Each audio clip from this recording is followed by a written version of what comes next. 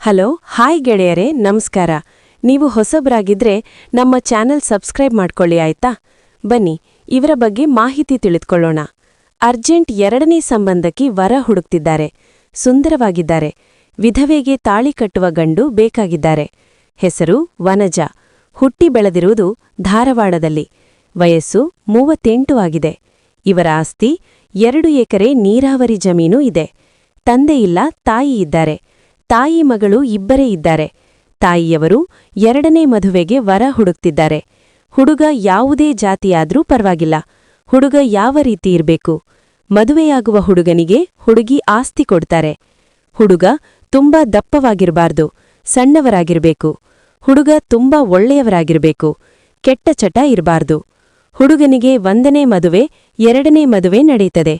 ಹುಡುಗನಿಗೆ ಮನೆ, ಆಸ್ತಿ, ಜಮೀನು ಇರಬೇಕು. ಹುಡುಗ ಬಡವರಾಗಿದ್ರೂ ಪರವಾಗಿಲ್ಲ, ಒಳ್ಳೆ ಗುಣ ಇರಬೇಕು ಆಯ್ತಾ. ನಿಮಗೆ ಈ ಪ್ರೊಫೈಲ್ ಇಷ್ಟವಾದ್ರೆ ದಯವಿಟ್ಟು ತಿಳಿಸಿ.